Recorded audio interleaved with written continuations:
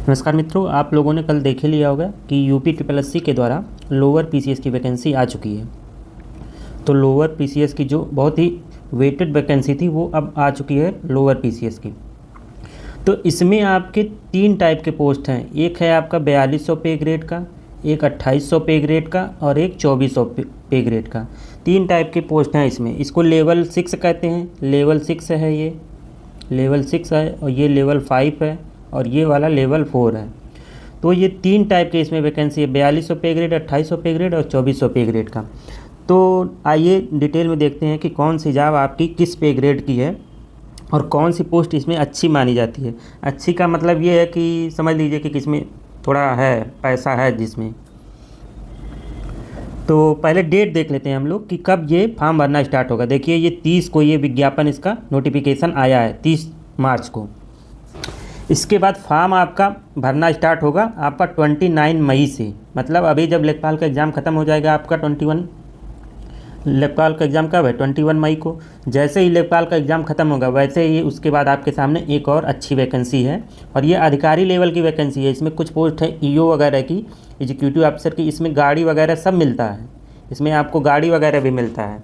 तो lower PCS के किसी लोअर वाले पोस्ट से ये बेहतर ही हैं। 1-2 पोस्ट इसमें हैं जो पीसीएस के लोअर वाले पोस्ट से अच्छी ही हैं, समझ लीजिए, क्योंकि इसमें पूरा भौकाल रहता है ईओ वाले, ये जो ईओ वाला पोस्ट है।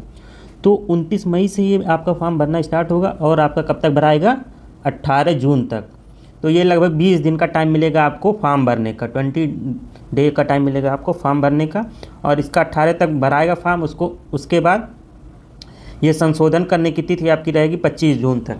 तो मान लीजिए ये जून तक आपका फॉर्म ही भराएगा। इसके बाद एग्ज़ाम आपका कब तक होने की संभावना है। जैसे देखिए लेखपाल का एग्ज़ाम कब हुआ, फॉर्म आपका भराया लगभग जनवरी में, जनवरी तक आपका फॉर्म भरा है। और देखिए कब एग्ज़ाम हो जा रहा है, फरवरी, मार्च, अप्रैल, मई, लगभग चौथे महीने में एग्ज़ाम हो जा रहा है। तो इस हिसाब से अगर जून तक फॉर्म भरा रहा है, जून तक, तो इसके बाद जुलाई, अगस्त, सितंबर, अक्टूबर, तो मैक्सिमम चांस है कि अक्टूबर में आपका एग्ज़ाम हो जाइए आपका लोअर पीसीएस का। तो कब तक एग्ज़ाम हो जाएगा, लगभग अक्टूबर तक एग्ज़ाम हो जाना चाहिए लोअर पीसीएस का। और इसका रिजल्ट वगैरह भी लगभग न्यू ईयर तक आ जाना चाहिए, न्यू ईयर तक, क्योंकि इसमें एक ही स्टेप का एग्ज़ाम है। इसमें ना कोई टाइपिंग है ना कुछ है, एक ही स्टेप का एग्ज़ाम है। उसके बाद डीवी होगा, बस यही 2 स्टेप होना है। तो रिजल्ट भी इसका जल्दी है, क्योंकि देखिए 27 में चुनाव है, 27 में चुनाव है, इसलिए क्या होगा, इसका रिजल्ट जब भी होगा अक्टूबर नवंबर में जब भी पेपर होगा उसके नेक्स्ट 2-3 महीनों में इसका रिजल्ट आ जाएगा। तो चुनाव है इसलिए। और एक चीज़ आप लोग देखिए, लगभग 2200 कितनी 85 ऐसे कुछ सीटें हैं, 2200 कुछ सीटें हैं। तो इसका लगभग लेखपाल में 45 गुना लिया गया था, लेखपाल में 45 गुना लिया गया। तो इसमें भी 45-50, क्योंकि अगर कम वैकेंसी रहती है तो और ज़्यादा लिया जाता है, अगर ज़्यादा वैकेंसी रहती है तो थोड़ा कम लिया जाता है। अब कम वैकेंसी है, इसमें सरकार को अपना चुनाव भी साधना है इन्हीं सब वैकेंसियों के थ्रू। तो मैक्सिमम सरकार कोशिश करेगी कि ज़्यादा से ज़्यादा लोग को इसमें परीक्षा में बैठने दे। तो इसका लगभग 45 से 50 गुना आपका क्वालिफाई कराया जाएगा मेंस के लिए। तो ये लगभग 1 लाख के करीब तो लोग इसमें बैठेंगे एग्ज़ाम में, करीब 1 लाख के लोग इस एग्ज़ाम में बैठेंगे, 1 लाख के लोग तो बैठेंगे ही। तो जिसके भी 67 से लेके 67 प्लस नंबर है, लोग यूट्यूब पे बोल रहे हैं कि 70 से कम नहीं जाएगा, ये वो बहुत बातें कर रहे हैं, लेकिन मैं तो कहूँगा जिसके भी 60 प्लस हैं, 60 प्लस जिसके भी हैं सब लोग फॉर्म भरिए, क्योंकि फॉर्म का केवल 25 रुपये लगेंगे। तो 60 प्लस वाले सब लोग फॉर्म भरिए। 60 से कम तो नहीं जाएगा, क्योंकि 60 से कम जाने की उम्मीद नहीं है, क्योंकि लेखपाल में लगभग 55 गया है, लेखपाल में 55 के आसपास गया है। तो इसमें कट ऑफ लगभग आपका 60 प्लस ही जाएगा। तो 65 से 60 प्लस जिसका भी है पेट में स्कोर, वो लोग फॉर्म भरें, ज़रूर भरें, क्योंकि 25 ही रुपये लगेगा। नहीं भी होगा तो क्या ले लेगा आपसे, 25 ही रुपये तो जाएगा।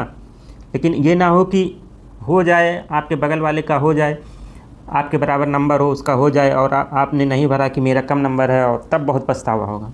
इसलिए जिसके भी 60 प्लस हैं वो लोग फॉर्म भर दें। तो आप लोग देख लिए कि कब ये 25 जून तक लास्ट इसका संशोधन होगा। तो मान के चलिए इसका पेपर अक्टूबर से नवंबर में हो जाएगा। मैं अपना थोड़ा सा दिखा देता हूँ पेट का। ये मेरा पेट का मार्कशीट है, इसमें देखिए मेरे मतलब 79 मार्क्स है और मेरा परसेंटाइल है 99.37। तो इस बेस पे अगर आप लोग चाहेंगे तो आपको मेरे चैनल पे मेंटरशिप भी इसके लिए चालू होगी। तो आप लोग अगर इंटरेस्ट दिखाएंगे कि आप लोग चाहेंगे कुछ मेंटरशिप चालू हो, तो आप लोग अगर मैसेज करेंगे, कमेंट करेंगे, तो इसके लिए अब मेंटरशिप वगैरह भी चालू की जाएगी। तो आइए बात कर लेते हैं आगे कि कौन कौन सी पोस्ट है इसमें और उसकी एलिजिबिलिटी क्या है और वो कितने पे ग्रेड की है। तो पहला पोस्ट देखिए, जैसे इसमें है, पहला पोस्ट आपका है निदेशालय कोषागार उत्तर प्रदेश। इसको और क्या बोलते हैं? सहायक कोषागार लेखक। इसको और क्या बोलते हैं? सहायक कोषागार लेखाकार। तो इसका देखिए पे लेवल 5 है, पे लेवल 5 है, इसका पे ग्रेड 5 है, मतलब 2800 पे ग्रेड की नौकरी है ये। कितनी पे ग्रेड की? 2800 पे ग्रेड की। इसमें टोटल पोस्ट है 548, ओबीसी की 124 है और ये जनरल की 278। देखिए कुछ पोस्टें ऐसी हैं जिसमें ये आपका रिजर्वेशन सही से नहीं मिला है कि सबको, मतलब जैसे ओबीसी का 27% है, एससी का 15% होता है, तो सबको एकदम रेशियो में नहीं मिला है रिजर्वेशन। कहीं ना कहीं सीटें जनरल में सीटें ज़्यादा हैं, उनके जितना होना चाहिए उससे ज़्यादा हैं, क्योंकि यहाँ कहीं ना कहीं ओबीसी का और एससी का सीट कम है। तो ये सब चीज़ें हैं, लेकिन ये सब चीज़ें अब देखने से काम नहीं चलेगा, वो आप लोगों को पढ़ना पड़ेगा, इन सब चीज़ों में नहीं फंसना है। अगर आप लोग अपना आवाज़ उठाना चाहते हैं तो आप लोग उठा सकते हैं, लेकिन इन सब चीज़ों में फंसना नहीं है, क्योंकि ये सब चीज़ें दिमाग में अगर चलने लगती हैं ना तो पढ़ाई फिर नहीं हो पाती है। स्टूडेंट लाइफ में यही सब होता है, क्योंकि इतनी सीट कम नहीं है, इतनी भी सीट कम नहीं है। इसके बाद दूसरा आपका ये सीट है आपका लेखा परीक्षक का। ये आपका लेखा परीक्षक मतलब ये जो बॉडी होती है ऑडिट वाली बॉडी होती है, इसमें आपकी ये नौकरी लगेगी, लेखा परीक्षक। इसका पे लेवल देखिए 5 है, ये भी आपकी 2800 पे ग्रेड की है। और एक चीज़ इसके सामने मैं और भी बता दे रहा हूँ, ये पोस्ट आपका सिंपल ग्रेजुएशन पे है और कुछ नहीं मांगा है, सिंपल ग्रेजुएशन पे है। ये भी पोस्ट सिंपल ग्रेजुएशन पे है। इसके बाद तीसरा पोस्ट है आपका कृषि उत्पादन एवं मंडी परिषद, आमीन। इसको क्या बोलते हैं? आमीन। इसमें देखिए 323 सीट है, ये आपका पे लेवल 5 का है, ये भी आपका 2800 पे ग्रेड का है। इसके बाद चौथा ये पोस्ट है आपका अधिशासी अधिकारी, इसको ईओ बोलते हैं, एग्जीक्यूटिव ऑफिसर। ये आपका पे लेवल 6 का, यही आपका इसमें सबसे अच्छा पोस्ट माना जाता है। इसमें आपको गाड़ी वगैरह सब मिलती है इस वाले में, और इसी में आपको मिलती है, इसमें जितने भी पोस्ट दिए गए हैं इसमें सब मिला के इसी में आपको गाड़ी वगैरह सब मिलती है। तो ये पे लेवल 6 का है, 4200 पे ग्रेड का है ये।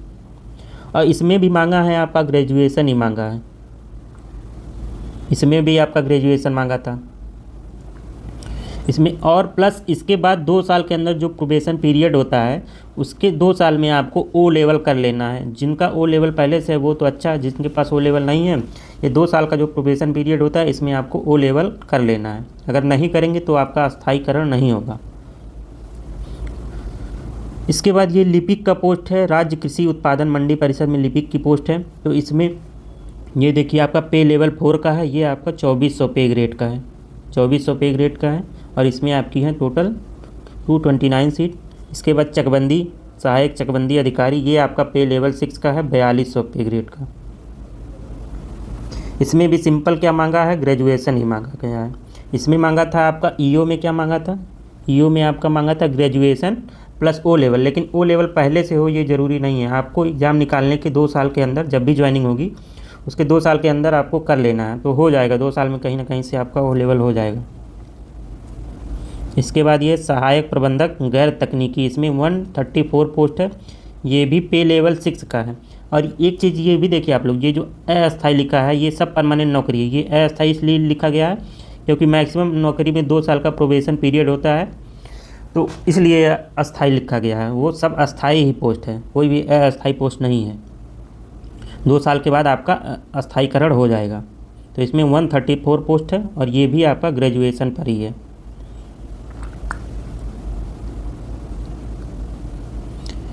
इसके बाद ये है आपका सहायक प्रबंध तकनीक विशेष चयन, इसमें आपका बहुत कम 3 ही पोस्ट है। इसमें देखिए जनरल का कोई नहीं है, एससी कोई नहीं है, एसटी का 1 पोस्ट है और ओबीसी का 2 पोस्ट हैं।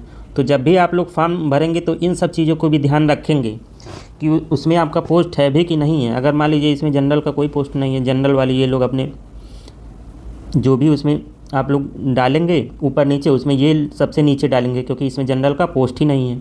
प्रेफरेंस डालना पड़ेगा फॉर्म भरते समय आप सब लोगों को कि कौन सी पोस्ट आप लोग ऊपर डाल रहे हैं। इसके बाद ये वाला ये भी देखिए आपका पे लेवल 6 का है, मतलब 4200 पे ग्रेड का।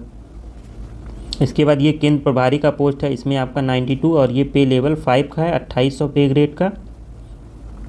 ये जो भी अस्थाई लिखा है सब अस्थाई पोस्ट है, केवल ये अस्थाई इसलिए लिखा गया है क्योंकि 2 साल आपका प्रोबेशन पीरियड होता है तो उसको अस्थाई माना जाता है, इसके बाद आपका परमानेंट हो जाता है। जिला सहायक प्रतिरक्षण अधिकारी नेक्स्ट है, ये आपका पे लेवल 6 है, ये भी 4200 पे ग्रेड का है। इसमें आपके 85 सीट हैं, तो मैक्सिमम आपके 4200 पे ग्रेड के हैं और 2800 पे ग्रेड के हैं, यही 2 सबसे ज़्यादा हैं। और एक पोस्ट आपका है जो आपका 2400 पे ग्रेड का है, वही शायद आमीन वाला पोस्ट जो है आपका, ये नहीं, ये लिपिक वाला पोस्ट आपका है 2400 पे ग्रेड और मैक्सिमम 4200 और 2800 पे ग्रेड के हैं। तो ये हो गए आपके सारे पोस्ट और पे लेवल, ये भी आपका पे लेवल 6 है 4200 पे ग्रेड का। सब में मैक्सिमम पोस्टों में आपका क्या मांगा है, ग्रेजुएशन ही मांगा है, और किसी 1-2 पोस्ट में आपका 1-2 पोस्ट में आपका मांग लिया है 12 में, इंटर में आपका क्या होना चाहिए, फिजिक्स मैथ होना चाहिए, साइंस या मैथ, साइंस मैथ से आपका होना चाहिए 12th में, 2 पोस्ट इसमें मांगा गया।